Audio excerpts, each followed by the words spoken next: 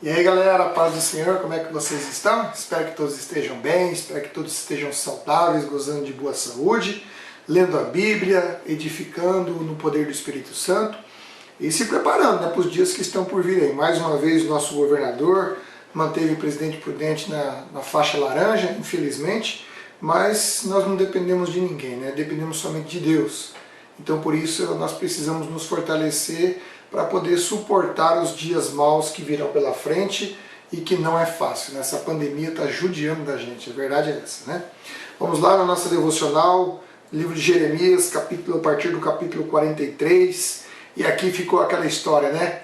Eles pediram para Jeremias orar por eles, né? O Joanã pediu lá para orar por eles, para perguntar o que o Senhor queria, e o Senhor deu a resposta: se vocês ficarem aqui em Judá, eu vou proteger vocês, mas se vocês forem para o Egito, eu vou destruir vocês. E o que eles fizeram? Bom, como todo bom cabeçudo, como todo bom desobediente, como todo aquele que diz que está com Deus, mas não transforma a sua vida, não permite que o Espírito Santo mude a sua realidade, mude a sua forma de ver as coisas, o que eles fizeram? Desobedeceram a Deus. Joanã e os outros membros do grupo quebraram o juramento que eles fizeram mais uma vez, porque assim, se não houver uma conversão genuína que envolve arrependimento, entristecimento, abandonar o pecado, se voltar para Deus, se for tudo fingimento e um teatro, vai acontecer o que aconteceu com esse sujeito aqui, né? Eles haviam feito um juramento, lá em 42:20, mas eles escolheram não confiar na resposta do Senhor anunciado por Jeremias, né? Então, eles partiram para o Egito, conforme diz aqui no capítulo 43, e aí nós vamos ver que lá no verso 10, Deus ia levar a calamidade, ou seja, vai levar Nabucodonosor lá para o Egito, para destruir o Egito e destruir todos esses rebeldes que estavam lá também. E aqui eu descobri que existe uma inscrição acádia de que Nabucodonosor invadiu o Egito provavelmente em 568, 567 a.C., ou seja, menos de 20 anos depois da profecia de Jeremias. Então o Senhor limpará a terra do Egito como um pastor que tira os piolhos de seu manto e sairá dali sem sofrer dano algum. Então Deus ia usar o Nabucodonosor para cumprir essa profecia aqui, que ele ia entrar e é como se fosse um pastor limpando ali os piolhos do seu manto e vai sair dali sem sofrer dano nenhum. Quebrará as colunas do templo do sol do Egito e queimará o templo dos deuses egípcios. Então é isso aí. Deus prometeu, decretou, e o povo burro, ao invés de confiar em Deus, como eu disse na devocional de ontem, os caras faltou sabedoria, porque sabe que é Deus quem guarda, sabe que é Deus quem protege, não é verdade? E aí, obviamente que a bola da vez era o Império, era o Egito, porque o Egito, depois da Síria, era na verdade a maior força militar da época. Então, para que a Babilônia se tornasse um grande império, tinha que derrotar o Egito. E a próxima bola da vez era o Egito. E eles, caras não ouviram, foram burros demais, foram para o Egito, ou seja, foram atrás da morte. Bom, lá no capítulo 44, nós vimos ali, né, 44, deixa eu ver aqui, no capítulo 44, há um julgamento aqui por causa da idolatria, o julgamento desses sujeitos por causa da idolatria que eles estavam levando. E lá no 12, Deus fala que, Deus deixa claro que ao contrário daquele remanescente que estava na Babilônia, que tinha esperança, eles não teriam esperança, esses caras aqui não teriam esperança. E lá no 44, do 15 ao 19,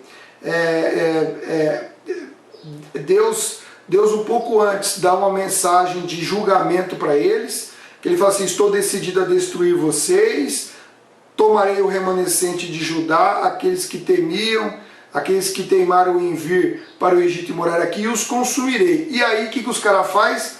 Do 15 ao 19, cara, eles são insolentes. Eles são burros demais, eles afrontam Deus.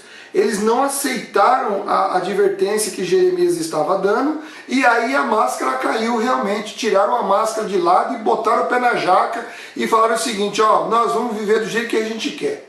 Nós vamos ver do nosso jeito aqui, nós vamos queimar mesmo incenso para Deus, para a rainha do sol, para a rainha do céu aqui e nós vamos viver do nosso jeito aqui e você não tem nada a ver com isso não, né?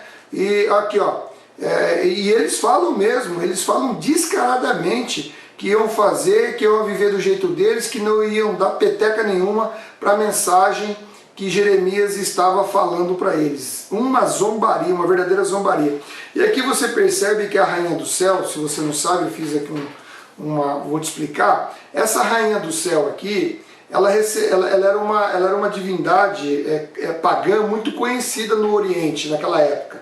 Então ela recebia vários nomes. Por exemplo, lá na Síria e na Babilônia, ela era chamada de Ixatá. Em Canaã, era Astarte. E no Antigo Testamento, nós vimos aqui a velha e conhecida Aserá.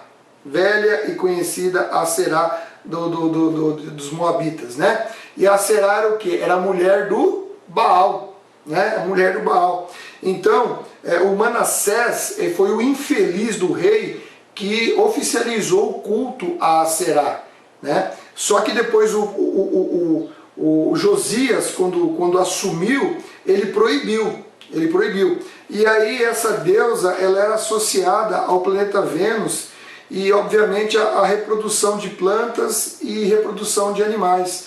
Então, ela era muito popular entre os agricultores, entre os pastores, porque eles acreditavam que se eles oferecessem incensos, alimentos e bebidas e fizessem os rituais sensuais que ela sugeria, ela promoveria a fertilidade e a prosperidade. Por isso que aqui no verso 16 em diante, eles falam que não ouviremos mais a mensagem que você transmite e nós faremos o que bem entenderemos, queimaremos incenso mesmo. Por quê? Porque desde que nós paramos de queimar incenso, a rainha do céu, nós deixamos de adorar ela e acabamos sofrendo grande aflição e quase morremos por guerra e por fome. Olha que povo maldito, povo desgraçado de ruim esse povo, entendeu? Ou seja, eles estavam atribuindo a aflição que eles estavam sofrendo não ao pecado que eles já cometeram, mas ao fato de não estar se atolando ainda mais no pecado. E o que eles conseguiram, obviamente, foi a morte, porque eles acabaram rompendo definitivamente, né, lá no verso 44, do 20 ao 30, você vai ver que eles romperam definitivamente com o único Deus verdadeiro, romperam a aliança. E aí Deus deixa bem claro, no verso 24, no verso 25, que ele entregou esse povo à adoração à rainha do céu, entregou ela. Vocês não querem ela? Então vocês ficam com ela. Igual Romanos, capítulo 1, do verso 25 em diante. Mas vocês não querem o pecado? Então se atola no pecado aí mesmo, vai fundo no pecado. Apocalipse também fala, aquele que está sujo, que se suje ainda mais, aquele que está limpo, que se santifique ainda mais. E ali do verso 26 ao verso 28, você vê que Deus libera essas pessoas em caráter definitivo de todas as obrigações da aliança. É muito triste você ler isso, sabia? E também eles estavam fora da proteção de Deus. Eles não poderiam mais porque eles romperam o relacionamento com Deus, eles não poderiam mais invocar o nome do Senhor. Então eles perderam o privilégio dessa aliança, eles não poderiam mais fazer juramentos no nome do Senhor, eles não poderiam mais orar no nome do Senhor. Deus falou para eles, olha, vocês estão livres, e eu não quero mais saber de vocês, não quero que vocês orem mais no meu nome, não quero mais que vocês jurem no meu nome, não quero mais compromisso com vocês, pelo contrário, eu vou vigiar vocês para trazer a calamidade que eu prometi. Entendeu? E não tem conversa, não tem conversa. Deus disse, eu os vigiarei para trazer sobre vocês a calamidade e não o bem. Os judeus que hoje vivem no Egito sofrerão com a guerra e com a fome. Você imaginou, cara? Que coisa! Deus fala assim, olha, eu estou de olho. Você não quer mais nada? Beleza. Não precisa mais invocar meu nome também, viu? Não precisa mais chorar, não precisa mais vir orar, não precisa mais fazer. Você está livre das obrigações da aliança que você tem comigo. Só que eu vou vigiar, porque eu vou trazer tudo aquilo que eu prometi para você. Pensou que coisa terrível, cara? Que falta de temor. Jesus amado. Se você colocasse a culpa em Satanás, é capaz de Satanás estar tremendo de medo no canto ali e falando assim, não tem nada a ver com isso não, viu? Isso aí é esse povo ruim aí que está fazendo isso. É esse povo ruim aí. Então, isso aqui é uma lição muito grande. Por quê? Porque quanto mais você se aproxima do pecado, mais você se distancia de Deus. E quanto mais você tem comunhão com o pecado, quanto mais você se afunda no pecado, mais distante de Deus você se torna, até o ponto da incredulidade tomar conta do teu coração e de você não se importar e achar que o que acontece no mundo é o acaso. né, que você pode, pela sua própria força, pelo seu próprio modo de viver, pela sua própria competência, pelo seu próprio juízo, pela sua própria inteligência ou capacidade, você acha que você pode superar ou não as adversidades que estão à sua frente, porque você confia em você e confia naquilo que você pode fazer e naquilo que as pessoas que estão ao seu redor podem fazer em seu favor. Isso é muito perigoso, porque as pessoas não são confiáveis, né? Ninguém é confiável. A única pessoa que nós podemos confiar de verdade é Jesus Cristo. É óbvio que quando você vê Cristo nas pessoas, essas pessoas ganham um certo grau de confiabilidade porque você vê Deus na vida delas. E porque você vê Deus na vida delas, você vê a fidelidade delas para com Deus, e essa fidelidade delas para com Deus é que faz com que você confie na fidelidade dela para com você também. Você está me entendendo? Então, é muito perigoso quando você se envolve com o pecado, você solta as rédeas do pecado, o pecado vai dominar, a incredulidade, a apostasia vai tomar conta, e aí, meu queridão? Aí é aflição, angústia, tristeza, e o inferno está bem próximo, né? Lá no verso 30, no verso 30 aqui, o rei Ofra, ele acabou morrendo lá no Egito em 570. E tem alguns autores que entendem que esse versículo aqui é o que encerra definitivamente a profecia de Jeremias, os 40 anos de profecia de Jeremias, beleza? No capítulo 45, nós temos aqui uma mensagem para Baruque. Baruque é aquele cara que transcreveu os rolos para Jeremias, então era um cara fiel. E ali Deus dá uma palavra para o Baruque, né? Deus dá uma palavra para o Baruque dizendo para ele, porque ele estava fisicamente exausto e com pena de si mesmo, e Deus fala assim, olha, fica tranquilo aí, querido, não fica com dó de você mesmo não, porque isso aí, você procura grandes coisas para si mesmo. Não faça isso, porque eu vou trazer calamidade. E a vida que eu vou te dar, a sua vida, é a recompensa pelo que você fez. Deus permitiu que ele continuasse vivendo. Tá? Então no capítulo 46 aqui, capítulo 46 é bem legal aqui, porque o 46:1 até o 51:64 é uma série de mensagens dirigidas às nações estrangeiras. Essas mensagens são semelhantes àquelas que Isaías pregou também do 13 ao 23 e Ezequiel pregou do 25 ao 32. Né? Então Deus estaria usando Nabucodonosor para poder trazer o juízo para todas essas nações, desde o rio Eufrates até o Egito. Né? Nações rebeldes, pecadoras, que não queriam nada com Deus. Olha, mais uma vez, né? Olha o que pecado faz com as pessoas, né? Bom, no 46, então, especialmente aqui falando do Egito, 46, que vai do 2 ao 28, do 2 ao 12 aqui especificamente, fala aqui do rei Neco, porque o rei Neco em 609, ele desceu todo o seu exército, ele avançou o exército para o norte, para poder enfrentar os babilônicos. E aí ele estava pegando os fragmentos do exército assírio que tinha sobrado e partiu para cima dos babilônicos, só que lá em 605, em Caquemes, ele sofreu uma grande derrota. A derrota do grande exército poderoso egípcio foi derrotado ali, né? Então, pouco tempo depois, foi quando o Nabucodonosor, logo depois que derrotou o rei Neco, nessa batalha, ele cercou a Babilônia e fez com que Jeoaquim, que foi colocado lá no trono por causa do rei Neco, que colocou ele como rei, né, se tornou vassalo do rei da Babilônia. E aí você vê que Deus havia decretado a derrota do Egito. Então não adiantava o Egito achar que os aliados poderiam protegê-lo, como você vai ver lá no verso 9, no verso 10, que não adiantava, Deus decretou, acabou, meu filho. Não tem conversa, não tem conversa. E essa batalha do Carquemes, ela foi muito importante para a Babilônia porque destruiu o maior exército daquela região. Então aquilo ali solidificou o grande império da Babilônia naquela região. Tá?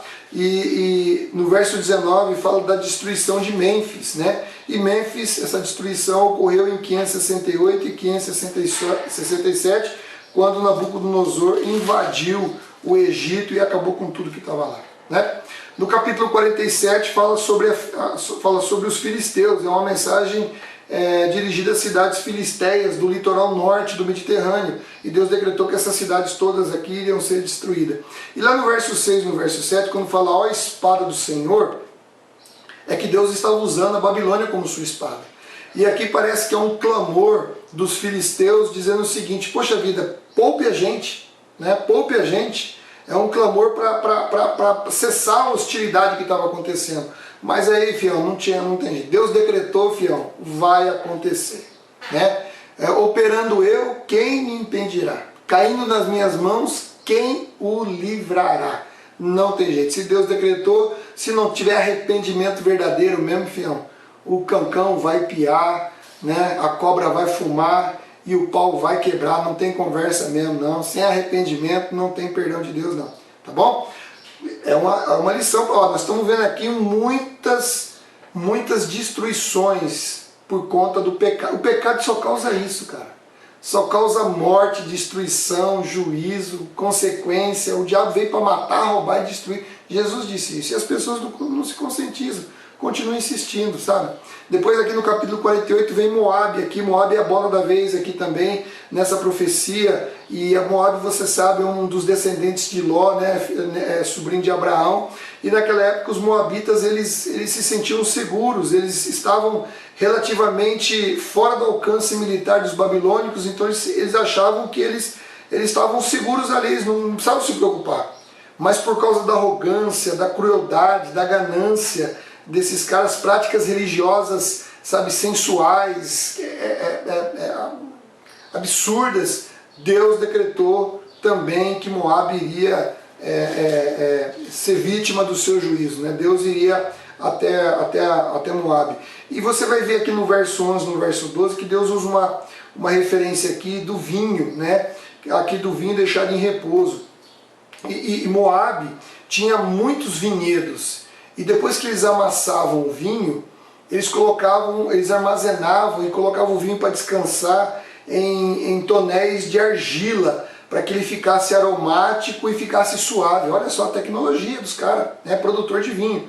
Só que aí Deus fala, vai chegar o dia em que eu vou trazer uma pessoa que vai tirar o vinho da vasilha. E quando eu tirar o vinho da vasilha, queridão, o seu Deus, o Camus, que era um Deus que representava todo o poder mágico da produção, aquelas coisas, aquelas baboseiras todas que os moabitas acreditavam, eles iam ver que esse Deus não tinha poder nenhum, era um Deus de balela, um Deus de banana, era Satanás, na verdade, enganando o povo, e não poderia protegê-lo do mesmo jeito que os deuses pagãos, que os israelitas colocaram, que o pessoal de Judá também colocou lá para poder adorar, não ia livrar eles do juízo de Deus. Samaria foi destruído, Jerusalém foi destruído, e Moabe também vai ser destruído porque confiou no Deus errado, né? Um Deus com D minúsculo e não um Deus maiúsculo, né?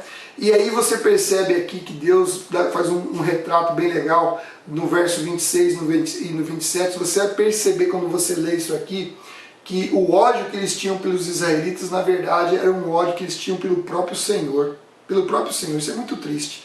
E aí, lá no finalzinho, para terminar, nós vimos lá no verso 40 até o verso 44, você vê que não teria como escapar do decreto do juízo de Deus, que Deus ia destruir realmente Moabe. Porque Deus diz assim, ó, o terror iria dar terror, armadilha e laço para Moabe. Quem fugir do terror cairá na armadilha. Quem escapar da armadilha será apanhado no laço. Não deixarei que ninguém escape, pois a hora do seu castigo chegou. Que tristeza, que tristeza. Então nós temos que tomar cuidado. Essa leitura devocional nos ajuda bastante a ver o que o pecado causa. Não é que hoje em dia Deus vai nos castigar porque nós pecamos, não é nada disso, sabe? Isso aqui foi uma outra época, um outro momento, um outro juízo de Deus. O juízo de Deus vai acontecer na nossa geração, não, na nossa época, né? Na nossa, vamos dizer, nessa época da graça, depois da vinda de Cristo, vai acontecer. Só que lá no final, só que lá em Apocalipse, vamos dizer assim, lá em Apocalipse está reservado o dia do juízo, ocorrerá o dia do juízo. Porém hoje, o que acontece é que o pecado, nós aprendemos aqui que o pecado traz a destruição, que o pecado traz a morte. não só a morte física, mas também traz a morte espiritual e a morte eterna. Então nós temos que tomar cuidado.